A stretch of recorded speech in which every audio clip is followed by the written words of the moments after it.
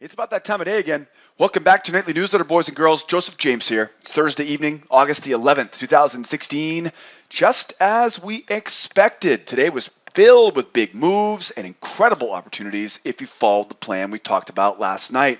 And now leading into Friday, we expect to see some trading ranges on crude oil and the S&P, while gold and euro try to finish the moves they started earlier today. I have another great newsletter for you guys tonight with plenty of reliable opportunities setting up for Friday's session. Before we jump into our charts and start putting the plan together for tomorrow, I want to remind you, the only place to find the full-length version of this newsletter video is here on our blog at Sideways Markets.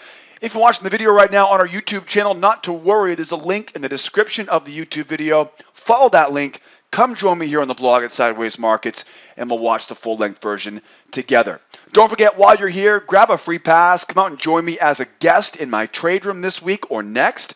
If you're not an advanced member here at School of Trade, I got a free pass for you in the upper left-hand corner. Also, don't forget to join the mailing list in the lower left-hand corner. I'll send you an email every evening when this nightly newsletter goes live. You can download all the charts you see me using in tonight's video. That's right. You can have all the charts I'm talking about tonight on your computer tomorrow. Download those charts right below the video on the blog. And as I always remind you, you're going to learn more with me in 1 week on my trial than you will anywhere else on the interwebs. Join the free trial membership on the right-hand side of the website. And I'm always here. I'm always here helping you guys out with answers to all of your important questions about whatever the topic may be. Hit me up the live support button on the right-hand side of the website. Boy, this has been a great month of August. It's been an incredible month so far, an incredible week. We've got one more day tomorrow. Boy, I can smell the opportunities all the way from here. Let's take a look. First of all, let's take a look at the schedule for tomorrow. Tonight, we've got some big news coming out of China. Got some big moves in the overnight session last night. We got major news coming out of China here tonight, starting at 10 p.m. Eastern Time. If you're trading the Asian session or early part of the London session tomorrow morning, heads up. Tomorrow morning, Friday, August the 12th, Now, please don't forget, Fridays are always going to be early in, early out. My rule of thumb is no new positions after 11 a.m. Eastern Time on Friday. All right, so be careful trying to add into new positions after the lunchtime session starts off on Friday. Remember, Friday afternoons, at the end of the week, at the end of the month, at the end of the day, at the end of the session, at the end of the week, traders take bigger risks. They're either digging themselves out of holes or they're playing with house money, right? We know this by now, right? At the end of the day, at the end of the week, at the end of the month, of course, at the end of the day and the end of the week tomorrow, be careful. We expect to see lower volume, bigger risk taking from traders, right, who normally wouldn't be doing that earlier in the week. So be careful. Leave some positions open into the close on Friday if you got some good trends going tomorrow.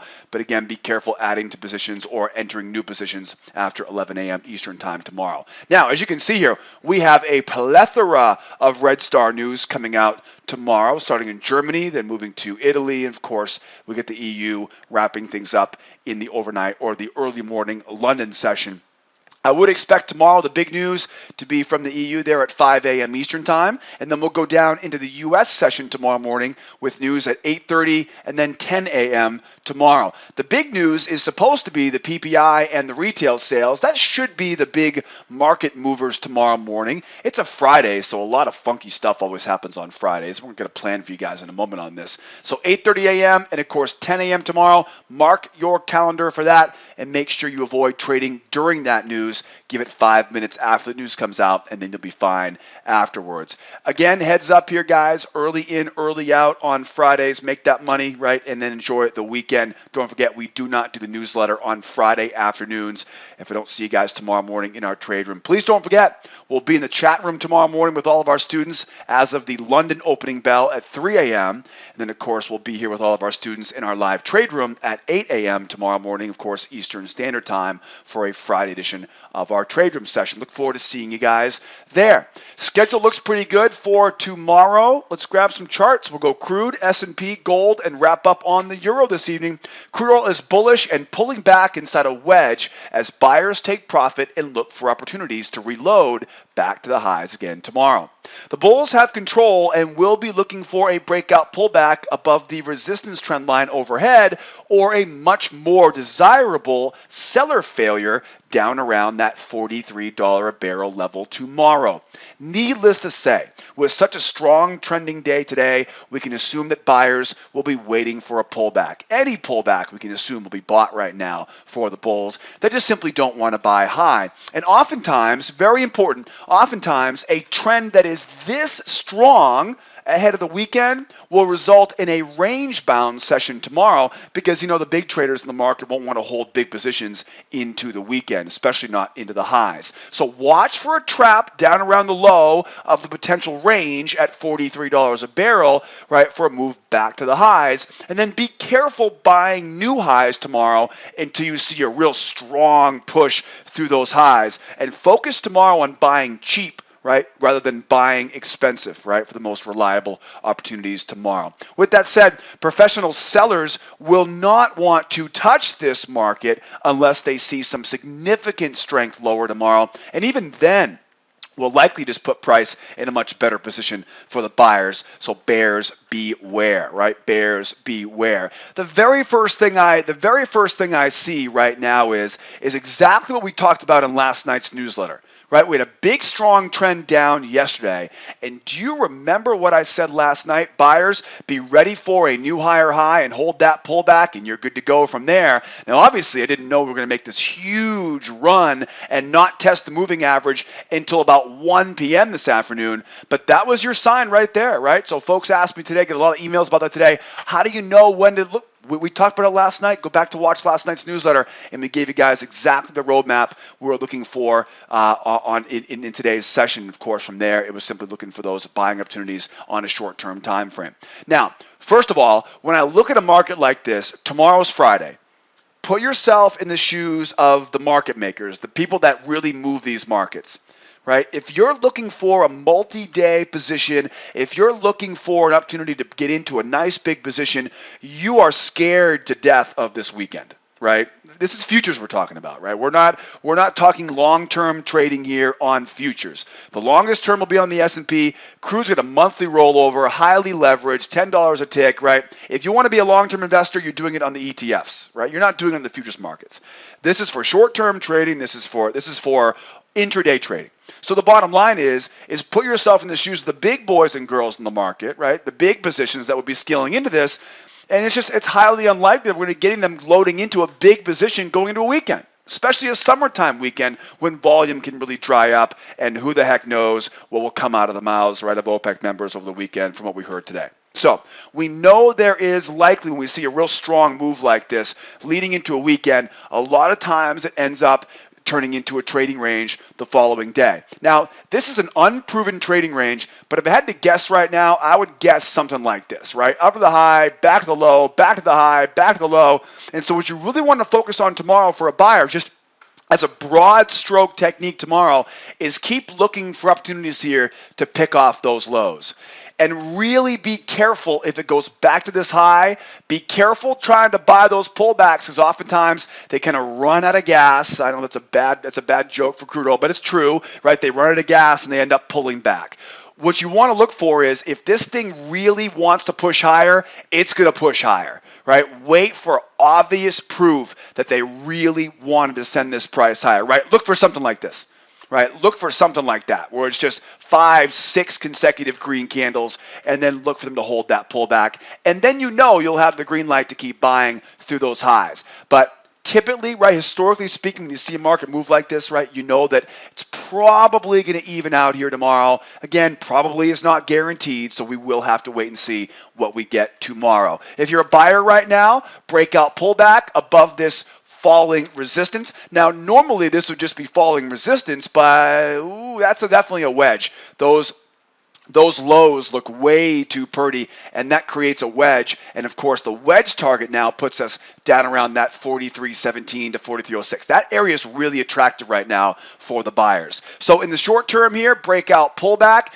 This will definitely not be the most desirable trade in the world, just because we really haven't enticed those buyers into this. So as it goes higher, breakout pullback. And then again, be very, very careful as we go up to the highs here right now. Here's a good way of describing it. as we go up, again, pretend we have that range there, right? So we go back up. What you want to see is you want to see this thing just blow through it, right? I mean, literally, tell those sellers back off, right? This is my market. I own the day, right? And really get it to blow higher. What you don't want to do is get caught with something like this where it just barely pokes out. You try to buy that pullback. What tends to happen is you've got sellers, right? Wise, well, not that wise. It's a bull market, but you've got sellers here who are stacking their orders, just knowing that the odds are relatively high that breakout's going to fail. And so what you want to do is you want to trade against those sellers, but play it at their game. So wait for that second try, right, to go out through the high. I called the breakout pullback, but it's kind of like an okie doke, right? So you wait for it, breakout pullback.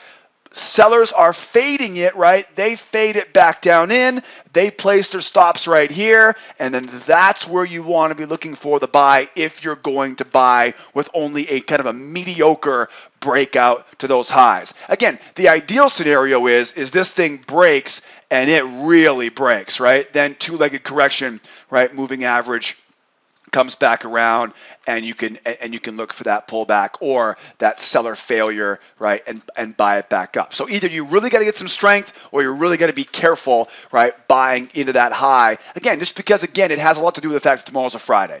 Now, with that said, what the beautiful spot here would be, pull back down to that low. Here's where you know those long-term buyers are going to be scaling in as it goes lower. You know sellers here are going to get trapped, and you'll be able to give yourself, right, a nice opportunity back to those highs, buying into the failure of those sellers at the low. It's pretty typical, right? It's a bull range, buy the low of a bull range, focus on failures, and then focus on rotation back up to that high. So now as we go back to the chart here now, again, breakout pullback, right, breakout okie doke, right, kind of the little now you see me, now you don't, breakout pullback, right? That, of course, those won't be as desirable as if it comes back down, seller failure, and this is where we really want to see the best opportunities tomorrow, because then we have all that open space back to the highs, and we'll get a lot of counter trend sellers trapped when it pulls back like that. You know, there are a lot of people out there that I'm sure do not watch my newsletter. They are brand new traders. I was the same way when I was a new trader,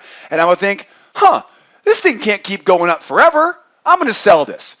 And of course, what happens is once it starts to make its way back higher again, those counter trend sellers go, I don't really feel too much confidence anymore. I'm going to get out of my trade. And then it just shoots back up to the high, right? So those counter trend fading sellers, they're trying to call a reversal here. The odds are stacked significantly against them, and we want to play the right side of that odds equation. Now, I will say the sellers will have a chance here, but they do have to show some, they got to show some cojones here. They got to show some real strength here. Again, I don't think any seller in their right mind is going to want to sell that pullback to low that range. So if I'm going to be a seller tomorrow, I'm going to want to see this really strong, like literally back off, right? Get away from that low and then be able to hold that pullback. But then again, you're going right into the battle zone here, and you have to imagine this is where more buyers are going to be just drooling over a much larger price, or much larger move back to those highs here. So again, like I said before, I don't think most sellers want to touch this thing with a 10-foot pole until they see this real strong move, right, and then be able to get that pullback to hold. And then again, you still got to worry about, right, the battle zone there. So in all reality, I don't think you're going to be able to get much out of this thing here for the sell side, at least nothing reliable, until we see the buyers give up on it, and that will be below this 42.15, 42.20 area tomorrow on the oil. Again, tough to tell exactly what's going to happen, but if I had to guess right now, I would guess we go range bound tomorrow. So focus on buying low, right? Buy low, don't buy high tomorrow. Next up on the S&P, yeah, we're bullish, just like crude. A little bit more balanced. There's a little bit more ebb and flow of this market, not as top-heavy as that crude market feels. S&P is bullish and testing the low of a pending bull channel as it tries to finish a move up to the wedge target overhead. The bulls have control in the long term, but this recent pullback, see that strong bear move off the highs, right? 5, 6, 7 consecutive red candles.